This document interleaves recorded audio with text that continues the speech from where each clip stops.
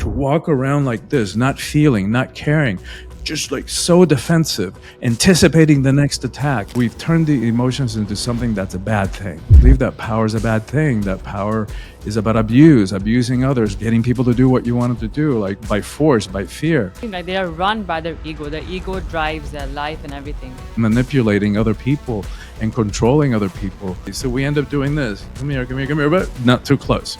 Like, why does it happen to some people specifically more than others? There's so much trauma in life. I think we come in with that sense of self, right? With that illusion that we're separate and we're alone and that we're going to be hurt and that we're going to be abandoned. But like they're stuck over there for the remaining of their lives, like in the child's ego state. To blame what mom did or dad didn't do, or the teacher or the minister or society or sexism or racism or homophobia, whatever it is. And we walk around so defensive and we take things so personally. To somebody who's not even aware of what the ego is, it's just an ego out of control. What do you do then? It depends. Welcome, Christian. Such a pleasure to have you. And thank you so much for sparing your time from your day for being here. Thanks so much for having me, Sakun. I've been looking forward to our conversation. Likewise, I was pretty moved by your TED talk when you sent me that. Oh, actually, no, I just saw that online anyway, and that's how I reached out to you. And I gotta say, I have so much respect for your work. And like the moment I came across your ebook that you sent me on Awakening the Soul of Power, I was like, yes, this is exactly my language. Like there was such deep resonance because, like, in a way, it's also my message to create more awareness about self awareness because I truly believe that one of the biggest reasons for suffering in the world, personal or otherwise, like internal, external, is due to lack of self awareness. And that's, of course, where the ego comes in, which you've so beautifully depicted in your book. It's so well done. And taming the ego. And of course, I was also very moved by how you described the hero, like what heroes are in the world in your own like way. So why don't we start with that and tell us more about how you have come to describe a hero? Yeah, and it's really, and by the way, thanks for saying that about the book. I knew you and I would resonate by looking at the stuff on your website. I knew that we spoke very similar language and had very similar purpose and themes and values. So I'm an unlikely person to be speaking about lack of self-esteem. I know self-doubt. I even know self-hatred. Intimately, and flash forward to today, and no matter what happens in my life, no matter the details, the circumstances, whether a relationship works out or it doesn't, whether a project succeeds or it fails, in quotes, never, ever, ever do I question my sense of self. My self-worth is established and unshakable, so that I know if that can happen in me, it can happen in anybody. And so the heroism part comes because it's a word that I think a lot of us struggle with. Like we can admire it outside of ourselves, we can externalize it, we can project it onto others, but to see it in ourselves is a different thing. I know it was for me. I even struggled with words like teachers or healers or stuff like that.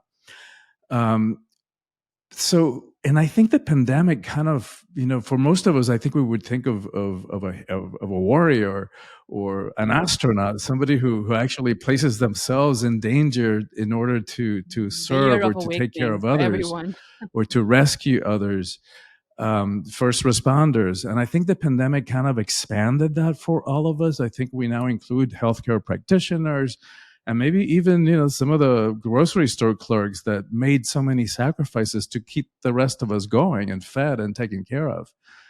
But what about the rest of us? And so the way that I think about heroism is related to that question of the ego and what it means to be human and our sense of self. So, for example, going through life kind of buffeted by life's ups and downs, unexamined, with no self-awareness, like I know you speak about so much, anybody can do that. To take the time, the effort, the work to go inside, to look inside of ourselves, to face our fears, to face our inner demons, to ask the hard questions of why we do the things we do. Why do certain people trigger me where it may not trigger you? Why do I get stuck in certain patterns of behavior that sometimes feels like it's the same boring movie, just with a different actor, but the same kind of arguments, same kind of crap coming up? that takes work, that takes courage. And True. from my perspective, I think it's nothing less than heroic to be willing to do that. I love how you describe that like so much because we really do get caged in our own self-limiting ways of acting and getting stuck in the untamed ego, so to say. But in your experience that you've been studying human behavior and your own experience of life, why do we Yeah, disempower and that's a ourselves so that's a much? big And what does it question, mean right? to That's be that's what the disempowered in the book is first about. place? And I think it's because most of us struggle. Like the more that I've been thinking about this, I realize that most of us struggle with power too. We have issues with power. um, we get confused about it, like, and no wonder we've been conditioned to believe that power is a bad thing, that power is about abusing others, getting people to do what you want them to do, like by force, by fear. And we've been conditioned by quotes like power corrupts and absolute power corrupts absolutely.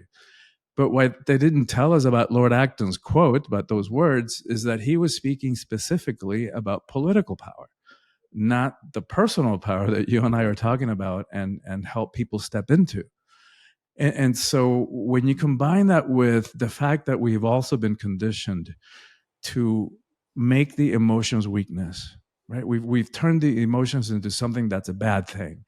So we run away from conflict. We hate confrontation. We hate to feel anything that might feel uncomfortable or might shake the boat of a relationship a little bit.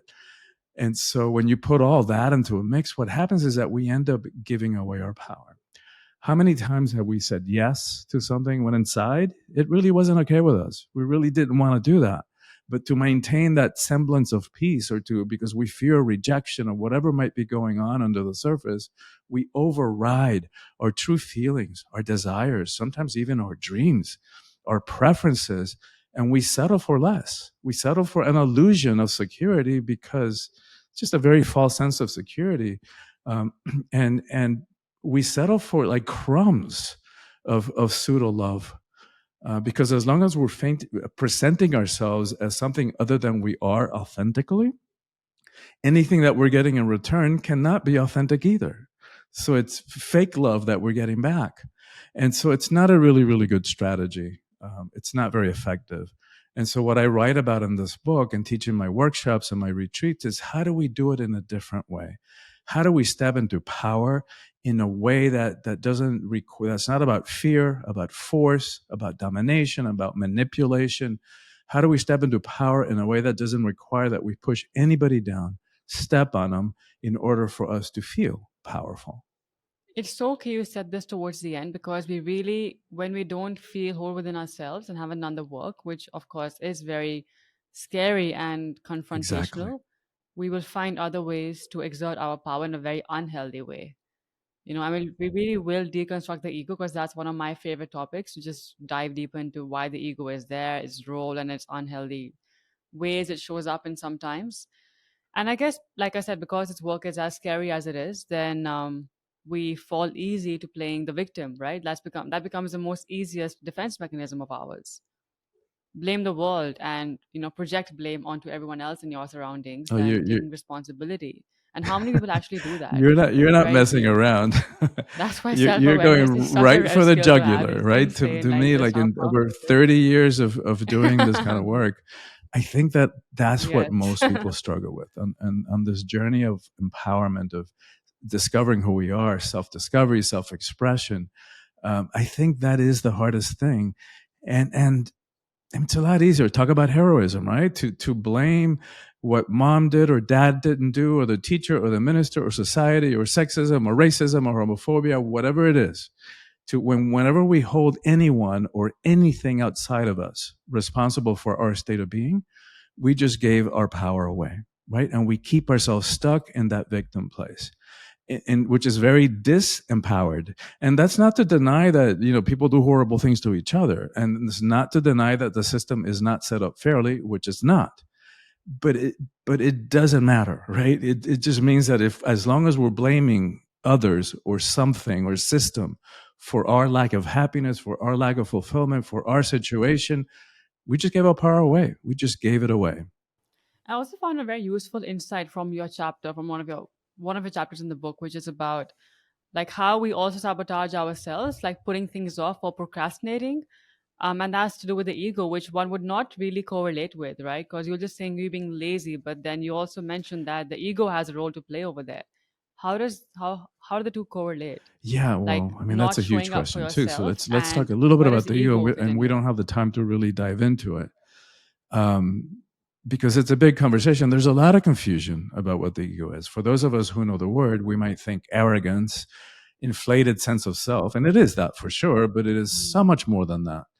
And then if we took Psych 101 in college, at Yeah, university, we might think, oh, he must be talking about 100%. the Freud's model of personality, the id, the ego, the superego, and that's not what we're talking about here. There's at least the way that I talk about it and teach about it. There's some things that apply, but the way that I teach about the ego is more derived from Eastern teachings. And it's the, I mean, in Latin, the word ego means I. So it's that sense of I-ness, that sense of self. It's both a huge leap in evolution. As far as we know, we're the only species that has a sense of self, of separate self. Like this is Christian, that's Sukun over there. Um, so it's both a huge leap in evolution, and one of the reasons we're so successful, and it's the source of all our suffering. Because once the ego evolved in human beings, um, there's, you know, now we can have a sense of loneliness, we can have abandonment issues, we have a sense of our own mortality, all that kind of stuff that comes with having a sense of separate identity. And so the ego is that part of us which is the false sense of self. And I mean, because who we are ultimately is like, here's a great visual. Like if you put a football in the center of a stadium, that's what the ego is. Who we are is actually the stadium. And we've allowed this tiny, tiny, tiny part of us to think that it is all of us, to think that it is all of who Oh we my are, and to make God. really important, significant, consequential choices from its very small, limited, and always fear based perspective.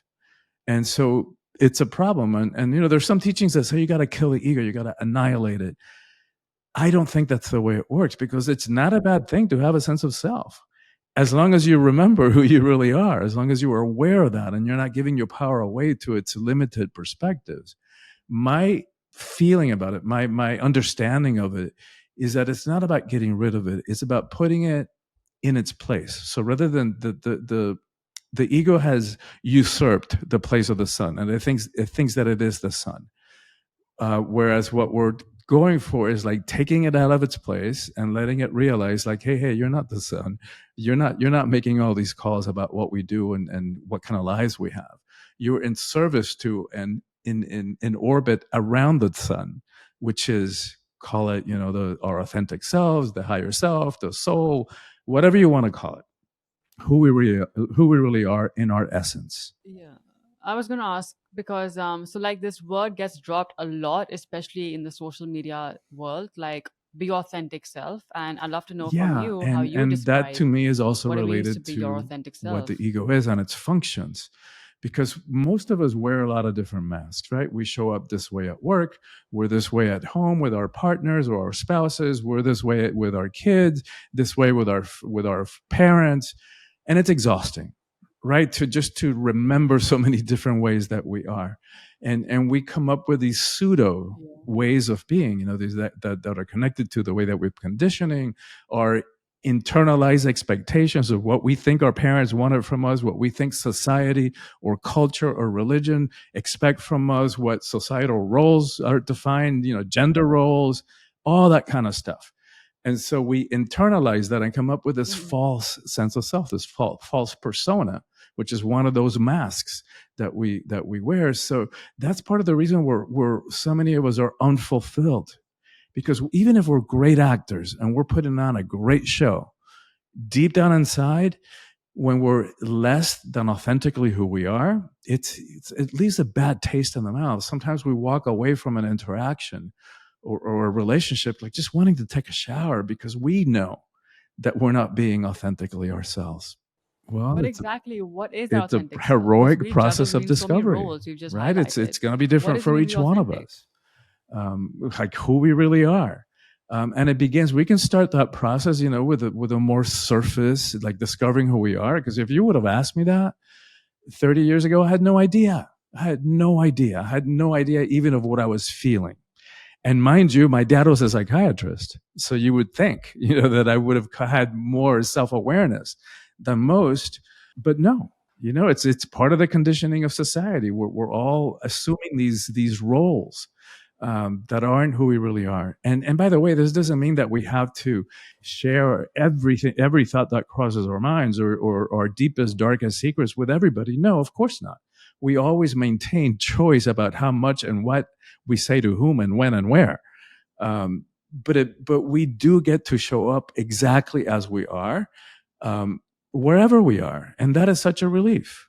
And without, and we also get to take the pressure off, because it is a process of discovery. So who I am today may not be exactly how I am next month. We get to grow and evolve in this beautiful journey of discovery. That is what being alive is all about. Yeah, I suppose it is a very subjective experience for each one. Like there is no one definition for being authentic, just like there is no definition for happiness. It's very subjective for each one. But as Yes. per IFS, are you familiar with IFS at all? Internal family systems. So you know how. So basically, as per that modality, they describe it like all of us have different selves. Um, like we embody like the lazy self or the egoistic self or whatever. And when you remove each layer and then you finally come to your core after doing all the work, Yes. that Yes. is when you find your authentic self. Yes, and for me, That's what like IFS. I That's go what they back to the describe model. it. Like I do a lot Yeah, of that different school of thought. retreats on conscious Yeah. relationships, how So to do relationships that actually have a chance of working, on empowerment, personal empowerment. I do one specifically for women, about women's empowerment, because I think that is the single most important issue that we're facing as a world, as a species. I do stuff about life purpose and what are we really doing here, and how do we get out of the way of our let and get and let, don't give our power away to our own fears, in giving expression to that, but consistent to all of them. Like the two things that I always include, no matter what the retreat is, one is breathwork, because I've yet to come across anything that heals as quickly and as powerfully and in so many levels. And the other one is the ego. Because if we want to discover who we yes, are, if we I want know. to have a life that is full of meaning and purpose and relationships that have a chance of working, I don't see a way around that. We got to understand that part of us and what makes us do the things we do. And like you started talking about, it's self-awareness. That's the first step. We can't do anything about what we can't see. So becoming aware of what our issues are, where are we challenged, what are the Love patterns, what are that. the Yes. triggers, that's it's unavoidable if we want to be free, if we want to be empowered. And it all begins with self-awareness. And to me, that's courageous. That's heroic. So the ego gets a bad rep, which we talked about, like the dark side of it. But like, let's just backtrack a bit and establish what is the actual purpose of the ego's existence in the first place. Yes. And would it be having a sense of identity? Is that why it's there in the first place? To separate ourselves in the sense of, how do I put this? Like separation in the sense of that you as an individual have this sense Yeah, of you can say that. I self mean, and identity. Ken Wilber, who Is that talks its core about this purpose? really brilliantly, talks about how humanity hasn't always had an ego. We haven't Mm, always had a yes. sense of individual personality. Um, and there's some, as far as we know, we're the only species. There's some theories that the dolphins and the whales and the elephants and the higher primates have a sense of who they are. Like but we don't really know. They'll do experiments. Like, for example, you've seen the videos on YouTube. You put a dog or a cat in front of a mirror, and they'll start interacting, fighting or hissing at that image, or barking at it as if it was another dog or cat. If you put, say, a chimp or a gorilla in front of a mirror, and you put ash on their Yeah. shoulder, at some point they'll go like this. So it lets us know that they realize that image is them. But to make a leap to them having a sense of who they are, it's we can't prove that. So we know we have a sense of self, and again, it's both a leap in consciousness, right? Because it's one of the reasons we're so successful and so smart and have taken over this planet. Um, but it's also the source of all our suffering.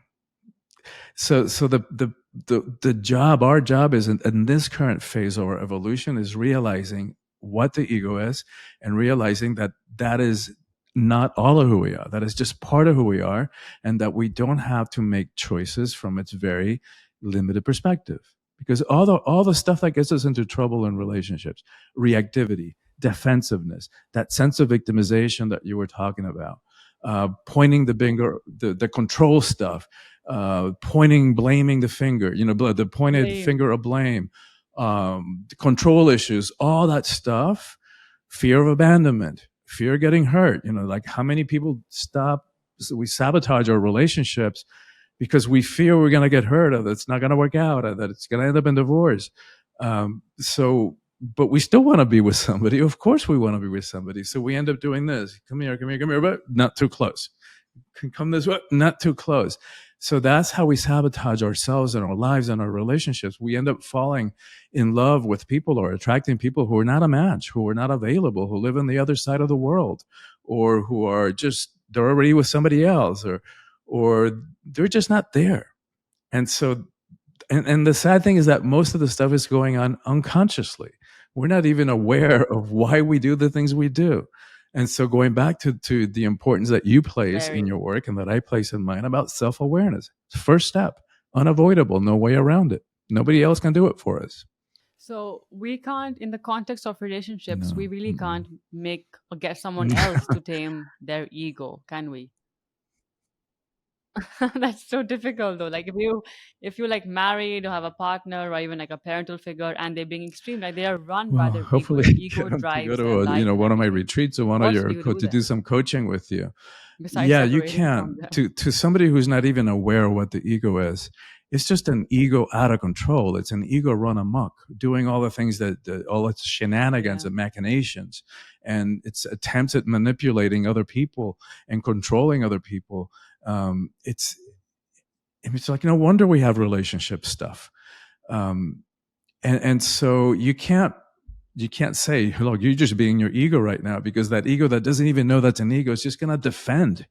That's part of the ego defense mechanism, is just to defend when it feels attacked, and it takes everything personally, so it's going to be attacking back. But what a way to live. What a way to live, just anticipating the next attack, waiting for the next shoe to drop, or sometimes sneaking in the first punch just in case. And that's one of the ways in which we've gotten confused about power. We think that to walk around like this, not feeling, not caring, just like so defensive, anticipating the next attack, we think that's powerful. And it's not. That's prison, right? That is Have total imprisonment. This, like being able to open up in relationship to life, and to say, hey, life, I know that whatever you throw my way, I got this. That's actually power. And it's the powers and the vulnerability of that relationship to life. bang on. Wow. Could not have said that better. So let's just identify what kind of people have you found to be stuck in this trap of the ego? Like, why does it happen to some people specifically more than others? Is it like a trauma I mean, response? it's Is a it lack human of condition. like a I healthy mean, that's sense how of we're self or hardwired. self We have worth? an Like, what ego, is going on there? like all of us do.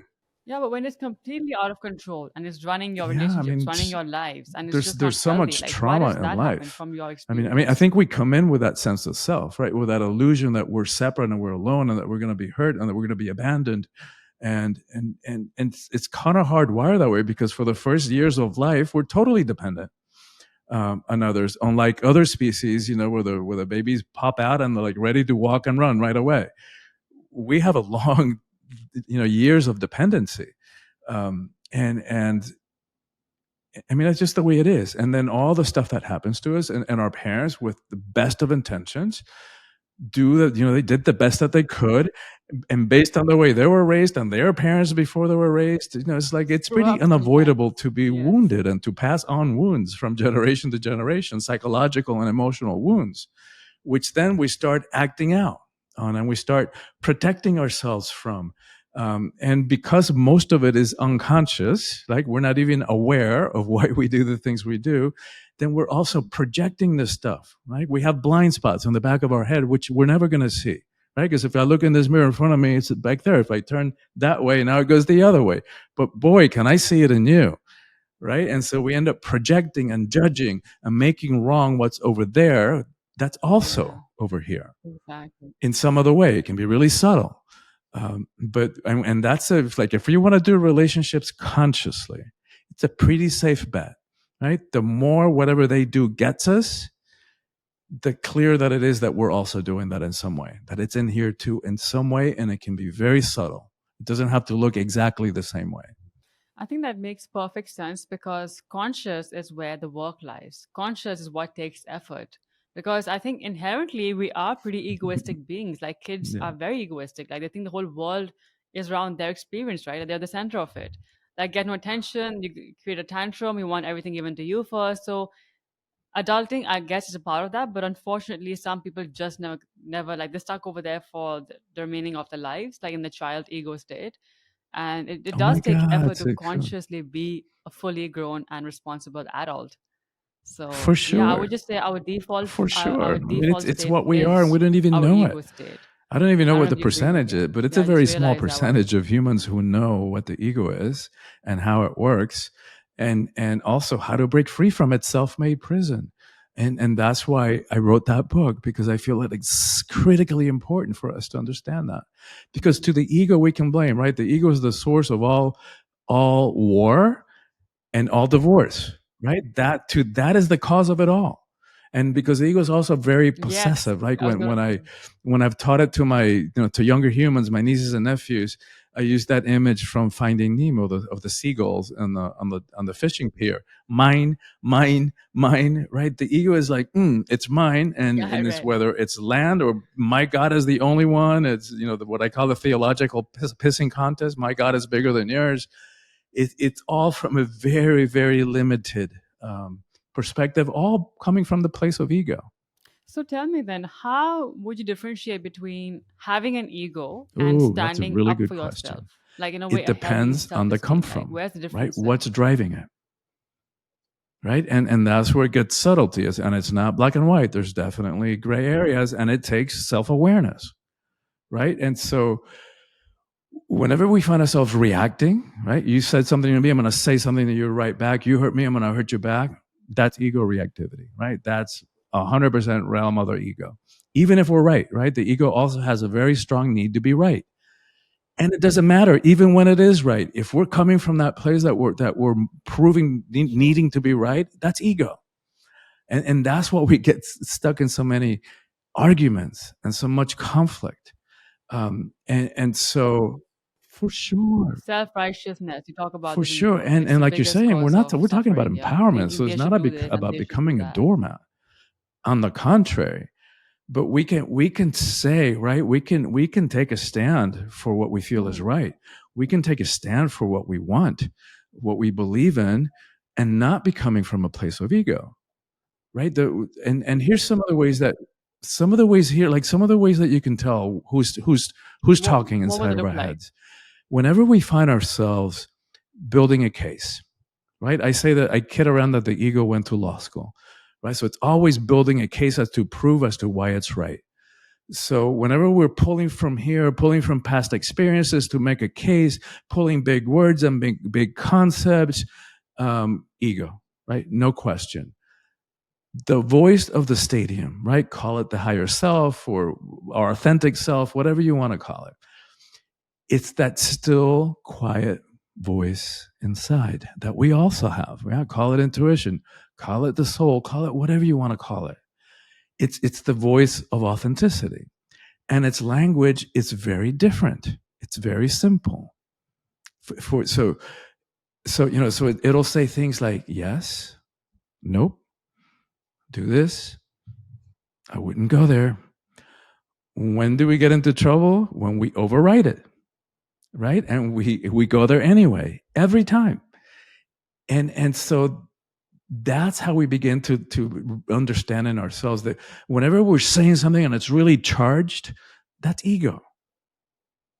That's ego. That's ego. And that doesn't mean that we can't You use did anger, this right? Anger exactly. is just The neutral. blame Anger is not game. a Yeah. bad thing.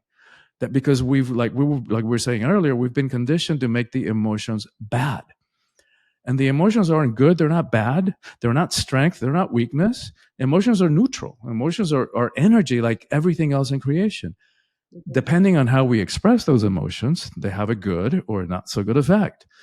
But so we can access our emotions at choice. We can use anger in the moment to make a point, um, but it's not coming from that place of ego of being right. So, say for example, young little kids running into a busy street. No, right? You can use anger, you can use strong energy, but it's for their own good.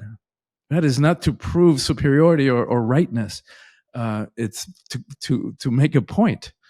And so that's what, it's not black and white. But the come from, I think, is the biggest difference that we can begin. And so again, it takes self-awareness, right? Because most of the time we're just reacting to stuff.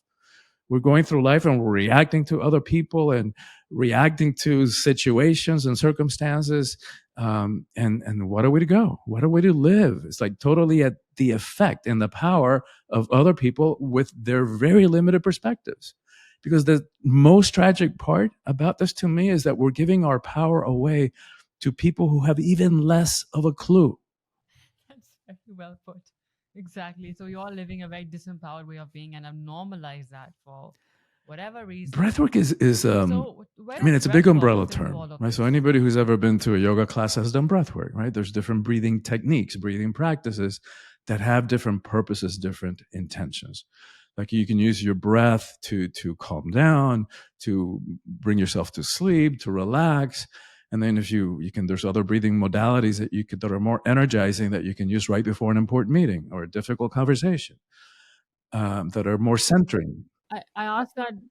I asked that because I quote your one of your quotes in your book is like, I have yet to come across anything that heals as Yes. deeply and Yeah, as so the quickly breath work as this that I'm talking extraordinary about practice is does, which is longer. breath You work. breathe in a So tell certain us more way about that. Yeah. for about an hour and a half. And I got to tell you, Sikun, I have yet to come across anything that heals as quickly and as powerfully. And my dad, as I said, he heals, it puts the ego in its place. It pops you out of your ego. Even the ego? Right, so you get a glimpse when a lot of people, and often when we breathe, we pop out of the limited perspective of the ego and we have a glimpse, we have an experience, a taste of the stadium, the reality of the stadium.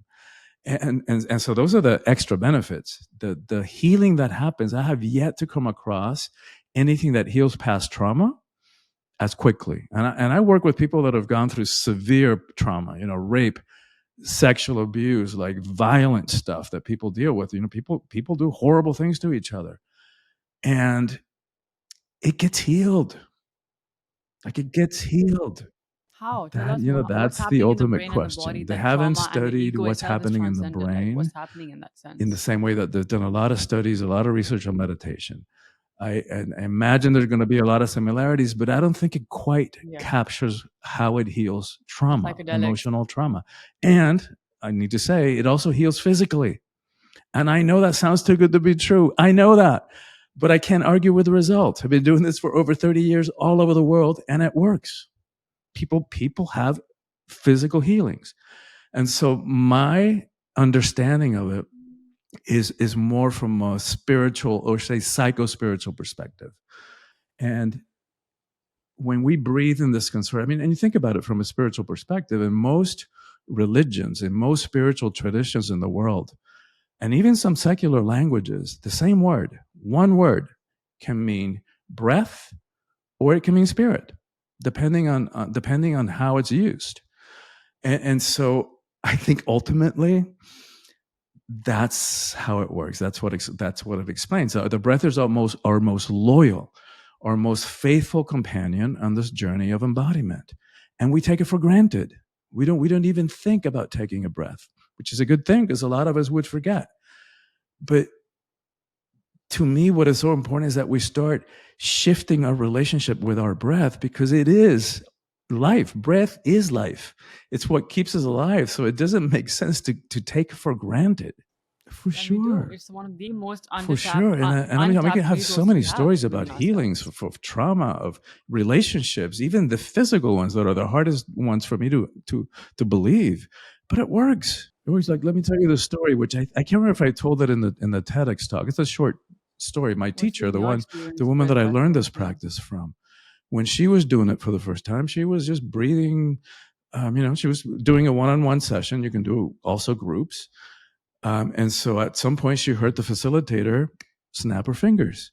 For some reason, it triggered a memory she'd forgotten about. When she was 5, she got into an argument with her daddy. I forget what about, but she got in a huff and she was going to run away from home.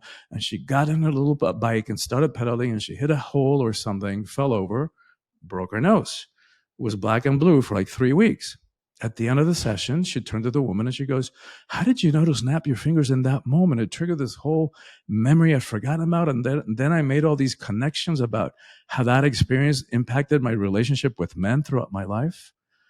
And the woman's like, "I didn't snap my fingers. What are you talking about?"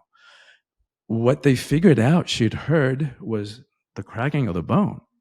The next day, 40 years later, right, 45, she got up in the morning, went to brush her teeth, looked in the mirror, black and blue all over again. I know.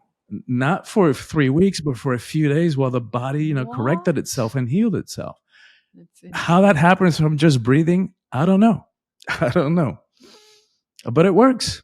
So breath has, from the story at least, breath has Exactly. a power to which is extract which is the deeply reason, by the embedded way, subconscious which is memories as because well. I was on as I said That's before, my crazy. dad So was a what is your psychiatrist. experience? My degree's in Yeah. psychology. I was on a track to get a PhD.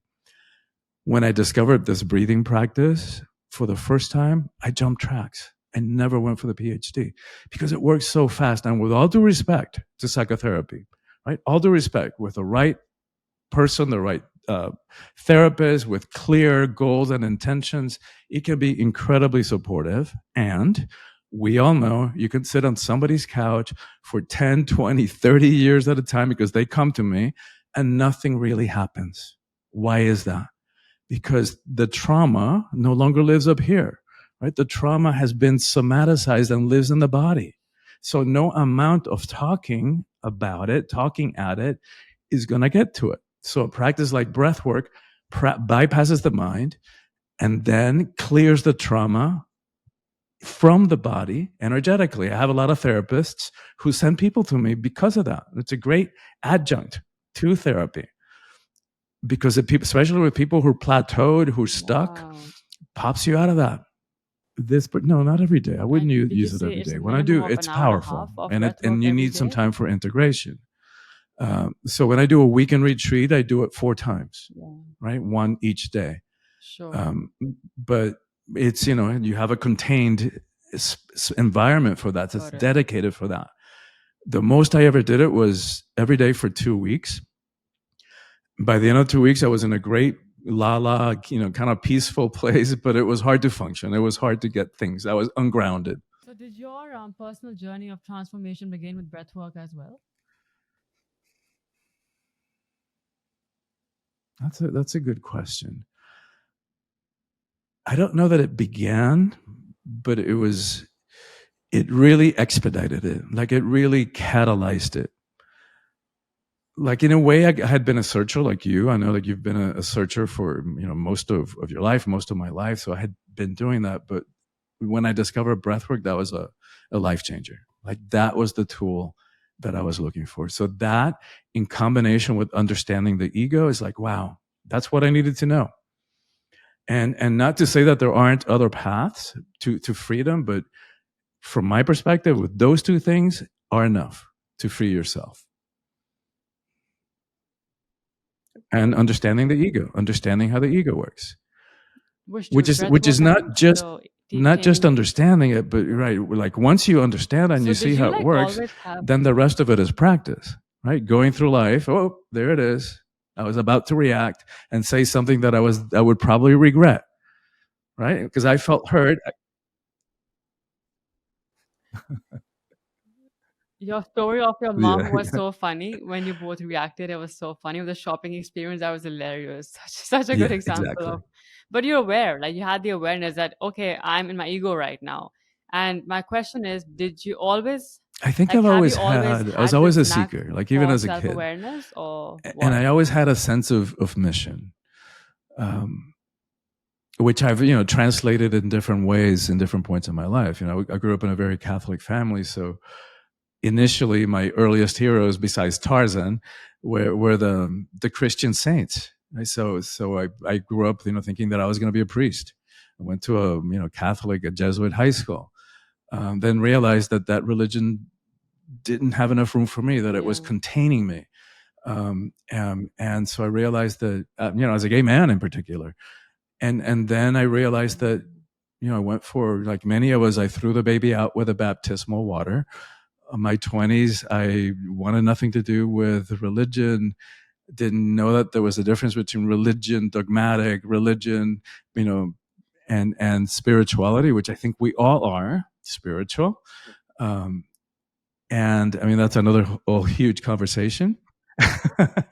um, but toward the end, probably Yes, it towards is. my, as I was approaching 30s, is when I started like really looking again, looking like, well, there's really has to be like, and I had a pretty successful life. I was sought after socially, doing well professionally, and the more that I had and the more that I was sought after, I was like, God, there's got to be more to life than this. And then that's when breathwork came in, and it changed everything. Breathwork and understanding the ego changed everything for me.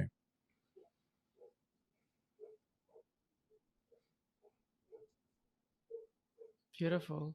It's just crazy how like life transforming this simple stuff is that we just haven't bothered to dive into, whether it's breath work or which is within us. We actually breathe every single day, but just take it for complete granted. And of course, the ego, which is slightly more detailed and needs more awareness and is more confronting, but nonetheless, the results and the returns are so much higher than living a meaningless and like unfulfilling life because you're so caught up in the chains of anger and shame and hatred and resentment. Exactly. And it's such And a becoming prison. aware I of mean, that what you're itself describing is right there very is a prison. transformative. Yeah. And also a prison because we do things, Yeah. and then, like not even knowing why we're doing it. Like we walk around so defensive, and we take things so personally. Things that, Yeah. exactly, and it has nothing to do with us. And yet we take it all Internalize everything. personally. Exactly. And Yes. and it's like, oh my God, I am so grateful that, that was able to find these tools that freed me, that took me to a place of freedom, Yeah. Love that. of Okay. an epic being. What is It's your just, to me, version it's just of what we're talking an about, epic because we being? all have access to that. And just like it's easy to deny and project heroism or power, it's like epic might even be more difficult to accept. But yet that's what we are. When scientists tell us, physicists tell us that 99.999% of the atoms in our body are made of exactly the same stuff that the stars are made of. So that we can say literally, not poetically, this isn't like woo-woo stuff. It's like we are literally made of star stuff. We are star beings. We are cosmic beings. Mm, true. And that's who we are. And yet we've been living these tiny fear-based, Yet we limit imprisoned ourselves. lives, Yeah. not even questioning, right? No, with no, not even knowing why we do the things we do. So to go back to where we started, it begins with self-awareness. There's no way around that. I think in this context, an epic being would be someone who obviously is self aware and owns it, like owns their ego, because what you That's own beautifully can't said. own you. If you're aware of your ego and you tame it, then that's pretty much it, right?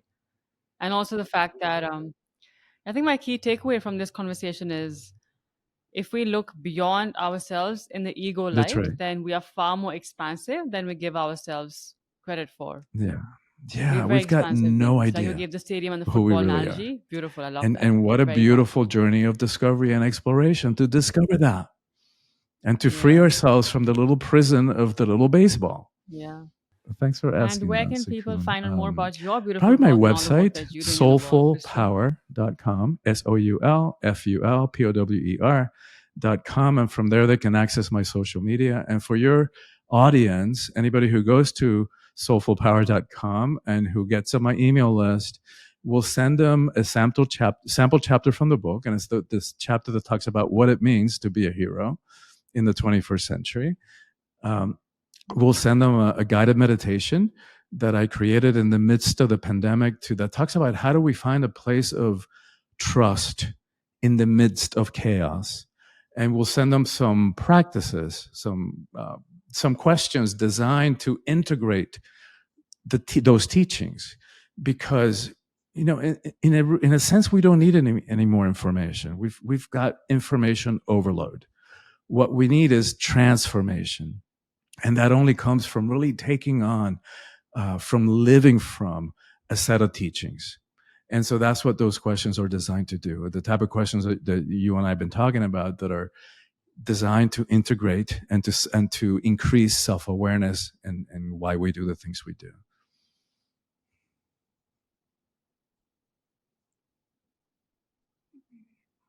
That's so that's so kind of you. Thank you so much for that offer. And this has been one of my favorite Thank you, conversations. Sukun. Thank you so much Such for having profound me. And insights, thank you Christian. for Thank you so having much the for being here. show. Really appreciate Because it. in your willingness to do that, many lives are being touched and impacted and changed.